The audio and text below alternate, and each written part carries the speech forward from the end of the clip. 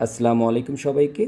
গতকালকের বিশ্লেষণে আমরা বলছিলাম 5850 থেকে 5860 এই জোনটা আমাদের জন্য গুরুত্বপূর্ণ, কারণ পিচফর্ক এবং EMA20 একটা কনফ্লুয়েন্স তৈরি করেছে। গত দুবার কিন্তু আমরা দেখেছি এই লেভেলটা কাজ করেছে, তো এবারও কাজ করতে পারে একটা সম্ভাবনা রয়েছে, তো আমরা সেটার দিকে অবজার্ভ করছিলাম। তো আজকে কিন্তু আমরা দেখেছি একটা লং বেয়ারিশ ক্যান্ডেল দিয়েছে, লেভেলটাকে ব্রেক করেছে খুব স্ট্রংভাবে এবং 5814 পয়েন্টে ক্লোজ করেছে। আজকে কিন্তু লোয়েস্ট ছিল 5800 পর্যন্ত, সেটা আমাদের একটা গুরুত্বপূর্ণ সাপোর্ট 5760 থেকে 5800 যে লেভেলটা।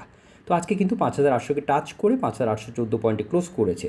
তো এখন আমাদের সামনে সবচেয়ে বড় প্রশ্ন হচ্ছে এই লেভেলটা এখন কাজ করবে কি না। 5760 থেকে 5800 যে লেভেলটা রয়েছে সেটা পরবর্তী সাপোর্ট হিসাবে কাজ করবে কি না, এটা এখন আমাদের প্রশ্ন। নাকি মার্কেট আরও নিচে গিয়ে সাপোর্ট খুঁজবে। তো আজকের মার্কেটের structure, sector rotation, market breadth, smart money flow, এগুলো বিশ্লেষণ করে আমরা পরবর্তী সম্ভাবনাগুলো নিয়ে কথা বলার চেষ্টা করব। তো চলুন শুরু করি মার্কেট ড্যাশবোর্ড দিয়ে। তো যেটা বলছিলাম, DACX আজকে 5814 পয়েন্টে ক্লোজ করেছে। 45 পয়েন্টের মতো একটা কারেকশন আমরা হতে দেখেছি, এবং পার্সেন্টেজ হিসাবে যদি আমরা বলি 0.78% নিম্নমুখী অবস্থানে ছিল।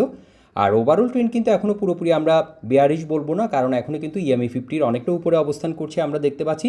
তবে শর্ট টার্ম রিকভারি স্ট্রাকচার কিন্তু এখন আন্ডার প্রেশার। আর মার্কেট ব্রেথ কিন্তু আজকে খুবই দুর্বল ছিল আমরা দেখেছি। আমরা যদি আজকের মার্কেট অ্যাক্টিভিটির দিকে তাকাই, আমরা দেখেছি অ্যাডভান্সার্সে 53 আর ডিক্লাইনার্সে 312 আর 19টি কিন্তু আনচেঞ্জড অবস্থায় ছিল। তবে আজকে টার্নওভারের দিকে তাকালে আমরা কিন্তু দেখতে পেয়েছি 987 কোটি টাকার মতো টার্নওভার ছিল, অর্থাৎ লিকুইডিটি কিন্তু হেলদি। আর লিডিং সেক্টরের মধ্যে রিলেটিভ স্ট্রেংথ দেখা যাচ্ছে insurance, textile, mutual fund, engineering, fuel and power. তবে রিস্ক লেভেল এখন এলাভেটেড বা মডারেট, ঝুঁকি কিছুটা বেড়েছে, তবে এখনও এক্সট্রিম পর্যায়ে যায়নি। আর আজকে টোটাল আমরা যদি ট্রেড দেখার চেষ্টা করি, আজকে আমরা দেখেছি 2,58,962টি ট্রেড হয়েছে, এবং ভলিউম আমরা দেখেছি 34.64 কোটি শেয়ার হাত বদল হতে আমরা দেখেছি। তো এখন সবচেয়ে গুরুত্বপূর্ণ বিষয় হলো ইন্ডেক্স 0.78% কমলেও 312টি স্টক ডিক্লাইন করেছে, যেখানে অ্যাডভান্স করেছে মাত্র 53টি, যেটা আমরা বলছিলাম। অর্থাৎ আজকের সেলিং প্রেশার শুধু কয়েকটি ইন্ডেক্স হেভি স্টকে কিন্তু সীমাবদ্ধ ছিল না, বরং মার্কেটের ভেতরে সেলিং ছিল অনেক বেশি বিস্তৃত। তো এবার আমরা দেখে নিই DCX-এর ডেইলি চার্ট আমাদের কি বলছে।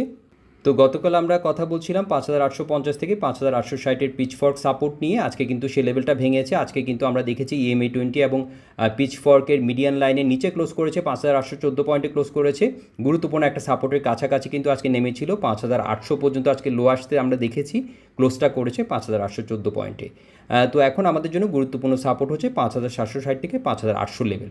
আর পজিটিভ একটা বিষয় কিন্তু এখনও রয়েছে, EMA50-র উপরে কিন্তু ধরে রেখেছে আমরা দেখতে পাচ্ছি। তো এখন শর্ট টার্ম উইকনেস স্পষ্ট হলেও এটাকে এখনই কিন্তু কমপ্লিট ট্রেন্ড রিভার্সাল বলা যাবে না। এখন প্রথম গুরুত্বপূর্ণ সাপোর্ট হচ্ছে 5760 থেকে 5800 এই জোনটি। এই জোন থেকে বাইং ইন্টারেস্ট ফিরে এলে প্রথম আমাদের জন্য ইম্পর্টেন্ট হবে 5900 থেকে 5940-এর যে রেজিস্ট্যান্স, এবং এর উপরে 6000-এর সাইকোলজিক্যাল লেভেল আবার গুরুত্বপূর্ণ হবে আমাদের জন্য। আর অন্যদিকে যদি 5760 যদি ভেঙে যায়, সেক্ষেত্রে পরবর্তী সাপোর্ট হচ্ছে 5630 থেকে 5685-র যে জোনটি রয়েছে, যেটা আমাদের জন্য একটা খুবই গুরুত্বপূর্ণ একটা সাপোর্ট, যেটা নিয়ে আমি বলে আসছিলাম। তো এখন আমাদের ফোকাস হবে সাপোর্ট রিঅ্যাকশন এবং ভলিউম কনফার্মেশন। আর আজকের মার্কেট ক্যারেক্টার ছিল broad base selling with selective sector rotation. গতকাল আমরা সিলেক্টিভ সেলিং দেখেছিলাম, কিন্তু আজকের ব্রেথ খুব দুর্বল ছিল আমরা দেখেছি। মার্কেট ম্যাপে বেশিরভাগ স্টক ও সেক্টরের রেড ডোমিনেন্স আমরা লক্ষ্য করেছি। তবে ইন্স্যুরেন্স এবং টেক্সটাইল এখনও কিন্তু তুলনামূলকভাবে রিলেটিভ স্ট্রেংথ ধরে রেখেছে। পাশাপাশি আমরা যদি সেক্টর হেলথের দিকে তাকাই, আমরা কিন্তু দেখতে পাচ্ছি insurance, textile, mutual fund, engineering এগুলো কিন্তু এখনও শক্তিশালী অবস্থানে রয়েছে। তাই স্মার্ট মানির সিগন্যাল কিন্তু খুবই গুরুত্বপূর্ণ আমাদের জন্য। তবে আজকে কিন্তু ব্রড বেস অ্যাকুমুলেশনের কনফার্মেশন আমরা পাইনি, বরং মার্কেট হোয়াইট সেলিংয়ের মধ্যেও ক্যাপিটাল কিছু রিলেটিভ স্ট্রেংথ সেক্টরে সিলেক্টিভ রোটেশনে রয়েছে আমরা যেটা দেখতে পাচ্ছি। অর্থাৎ লিকুইডিটি কিন্তু হেলদি, কিন্তু সেই লিকুইডিটি ব্রড বেস বাইং তৈরি করছে না। এটাই আজকে সবচেয়ে গুরুত্বপূর্ণ স্মার্ট মানি সিগন্যাল আমাদের জন্য। তো আজকে টপ 5 ভলিউম সেক্টরগুলো যদি আমরা দেখার চেষ্টা করি, আমরা কিন্তু দেখেছি textile, mutual fund, bank, financial institutions এবং ইন্স্যুরেন্স, এগুলো আজকে টপ 5-এ ছিল। তো আমরা একটা একটা করে এগুলো টেকনিক্যাল স্ট্রাকচারগুলো দেখে নিই। প্রথমে হচ্ছে টেক্সটাইল আমরা দেখতে পাচ্ছি অ্যাসেন্ডিং চ্যানেলের মিড পয়েন্টকে ভেঙেছে, 41.3-তে ক্লোজ করেছে। EMA20 এখনও সাপোর্ট হিসেবে কাজ করছে। স্ট্রাকচারে কিন্তু খুব একটা আমরা মেজর চেঞ্জ দেখতে পাচ্ছি না, এখনও কিন্তু স্ট্রাকচার ভালো রয়েছে, আমরা বলবো পজিটিভ রয়েছে। এরপরে মিউচুয়াল ফান্ড যদিও আমরা একটা গ্যানফ্যানের লেভেলকে ভেঙে নিচে ক্লোজ করতে দেখতে পাচ্ছি, কিন্তু 7.5 এই লেভেলটাকে আমরা অবজার্ভ করবো বলেছিলাম, যতক্ষণ এটা উপর ধরে রেখেছে পজিটিভ। তো কালকে এখান থেকে আবার ঘুরে দাঁড়াতে পারছে কিনা সেটা আমরা দেখার চেষ্টা করব। তো এখনও কিন্তু স্ট্রাকচার সব কিছু মিলিয়ে আমরা একটা হেলদি পুল ব্যাগে আছে এটাই বলবো। এরপর হচ্ছে ব্যাংকে আমরা একটা কিন্তু ট্রেন লাইন ড্র করেছিলাম এবং সেখানে 15 লেভেলটাকে আমরা অবজার্ভ করব বলেছিলাম, এখনও কিন্তু 15.40-এ রয়েছে। তো আমি বলবো যে এখনও কিন্তু ঠিক আছে, আমরা এটাকে অবজার্ভ করতে পারি, যদিও এখনও এই লাইনের একদম আমরা যেটা ট্রেন লাইনের একটু নিচে আমরা হয়তো এখানে একটা খোঁচা দিতে দেখতে পাচ্ছি। তো এখন দেখার বিষয় যে এখান থেকে আবার ঘুরে দাঁড়াতে পারছি কি না সেটা আমরা দেখার চেষ্টা করব, এবং 15-র উপরে যতক্ষণ ধরে রেখেছে এটাকে পজিটিভভাবে দেখছি। আর এরপর হচ্ছে ফিনান্সিয়াল ইনস্টিটিউশনস। তো ফিনান্সিয়াল ইনস্টিটিউশনসে কিন্তু আমরা দেখেছি আমাদের যে একটা এখানে সাপোর্ট আমরা যেটা 14 যে লেভেলটাকে কিন্তু ভেঙে একটু নিচে ক্লোজ করেছে 13.90-তে। তো এখন দেখার বিষয় যে আবার এখান থেকে ঘুরে দাঁড়াতে পারছি কি না। তো এখনও কিন্তু আমরা বলবো যে EMA 20 লেভেলের কাছাকাছি অবস্থান করছে, পুরোপুরি ভাঙেনি এখনও। তো এখান থেকে আবার ঘুরে দাঁড়াতে পারে, কারণ আগেও দেখেছি আমরা এই লেভেলটাকে কিন্তু রেসপেক্ট করেছে। তো এটা ছিল ফিনান্সিয়াল ইনস্টিটিউশনস। আর 5 নম্বরে ইন্স্যুরেন্স। তো ইন্স্যুরেন্স সেক্টরে আমরা যেটা বলে আসছিলাম যে এখানে একটা লেভেলের কথা বলছিলাম, গ্যানফিনের একটা লেভেল যেটাকে আগেও রিজেকশন হিসেবে কাজ করেছে। তো সেখানে গিয়ে আজকেও আমরা দেখেছি একটা রেড ক্যান্ডেল করেছে এবং সেখান থেকে রিজেকশন ফেস করছে আমরা দেখতে পাচ্ছি। তবে আমরা যেটা বলছিলাম যে নিচে একটা লেভেল আমাদের জন্য ইম্পর্টেন্ট হবে 54.30 থেকে 54.40, সেটার উপর অবস্থান ধরে রেখেছে। এখনও কিন্তু আমরা দেখতে পাচ্ছি 56.90-তে রয়েছে এবং গ্যানফেনের যে ইম্পর্টেন্ট রিজেকশনের কাছাকাছি অবস্থান করছে। তো এখন দেখার বিষয় যে এটাকে ভেঙে সেটার উপর অ্যাকসেপ্টেন্স ধরে রাখতে পারছি কি না 58-এর উপরে, এটা আমরা দেখার চেষ্টা করব। এখনও কিন্তু স্ট্রাকচার ভালো রয়েছে। তো আমরা টপ 5 ভলিউম সেক্টর নিয়ে এক লাইনে যদি বলতে চাই, টেক্সটাইলে আমরা কিন্তু দেখতে পাচ্ছি স্ট্রাকচার ঠিক রয়েছে, পজিটিভ রয়েছে এবং এখনও কিন্তু 41.3 লেভেলে ধরে রেখেছে।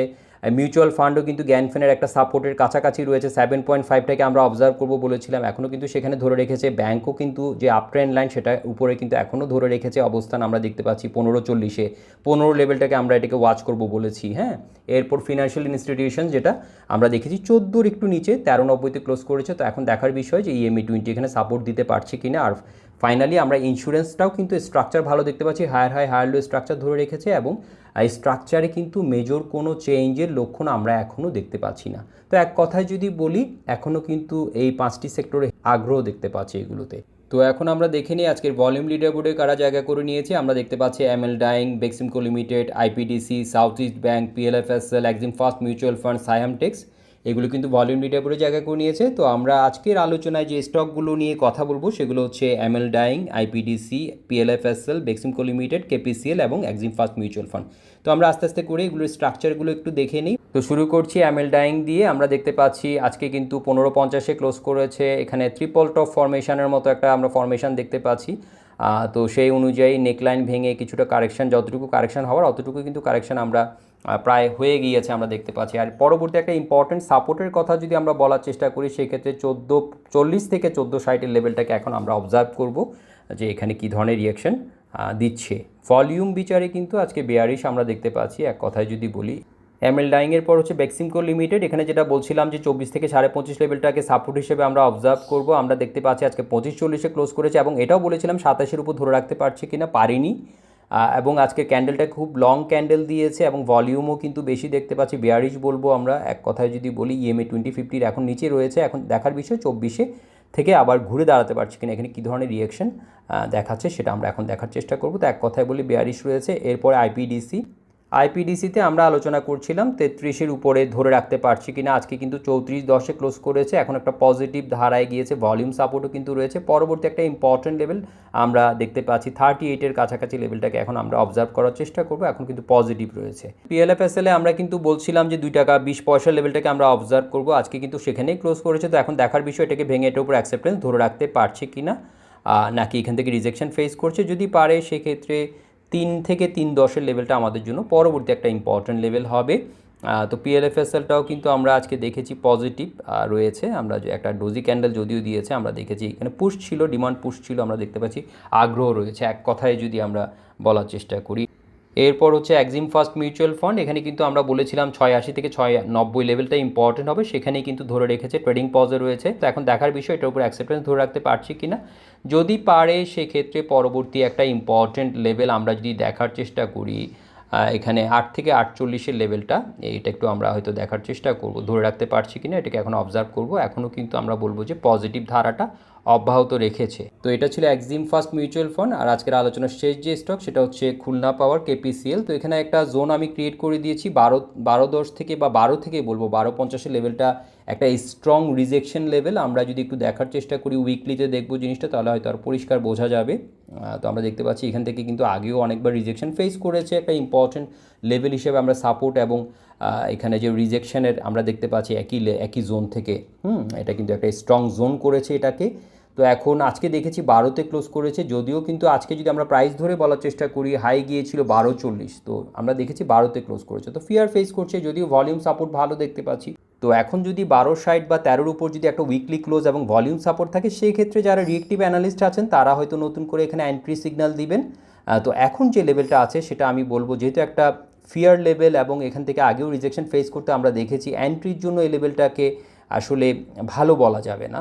এটা এক কথায় যদি এইভাবে বলার চেষ্টা করি, যদি এই লেভেলকে ভেঙে এটার উপর অ্যাকসেপ্টেন্স ধরে রাখতে পারে, সেই ক্ষেত্রে হয়তো সেখান থেকে আবার নতুন করে একটা র্যালির সম্ভাবনা তৈরি হবে। যদিও এখন ভলিউম আমাদেরকে পজিটিভ বলছে, তবে প্রাইস বিচারে এটাকে পজিটিভ আমি বলছি না, যেহেতু এটা একটা রিজেকশন লেভেলের কাছাকাছি অবস্থান করছে। তো আমরা দেখে নিলাম কিছু গুরুত্বপূর্ণ স্ট্রাকচার, ট্রেন্ড এবং হচ্ছে যে বোঝার চেষ্টা করেছি এখানে স্ট্রেংথ এবং উইকনেসগুলো ভলিউম লিডার্স স্টকের। তো এখন আজকের মার্কেটকে এক লাইনে যদি আমরা বলি, ডিসিএক্স 5850 থেকে 5860-এর যে পিচফর্কের সাপোর্ট যেটা রয়েছে সেটা ব্রেকডাউন করেছে আজকে দেখেছি, এবং EMA20 এবং পিচফর্কের মিডিয়ান লাইনের নিচে ক্লোজ করেছে 5814 পয়েন্টে, নেমেছিল 5800 পর্যন্ত। তো এখন গুরুত্বপূর্ণ সাপোর্ট আমাদের নিচে কোনটা, 5760 থেকে 5800 যে লেভেলটা রয়েছে। এখন যদি এটা হোল্ড করে এবং এখান থেকে যদি নতুন করে বাইং ইন্টারেস্ট ফিরে আসে, সেক্ষেত্রে 5900 থেকে 5940-এর লেভেলটা হবে আমাদের পরবর্তী একটা লেভেল, এবং এটাকে ভাঙতে পারলে 6000-এর সাইকোলজিক্যাল লেভেল। আর যদি 5760-এর এই লেভেল, এই সাপোর্ট যদি ভেঙে যায়, সেক্ষেত্রে আমাদের পরবর্তী সাপোর্ট জোন হচ্ছে 5630 থেকে 5685-র যে জোনটি রয়েছে, সেদিকে যাওয়ার সম্ভাবনাটা কিন্তু তখন বাড়বে। তো এখন আমাদের অ্যাপ্রোচ কিন্তু খুব পরিষ্কার, সাপোর্টের রিয়েকশন আমরা দেখব এবং রেজিস্ট্যান্সের ব্রেকআউট কনফার্ম করার চেষ্টা করব। তো ভিউয়ার্স, আজকে পর্যন্তই, সবাইকে ধন্যবাদ।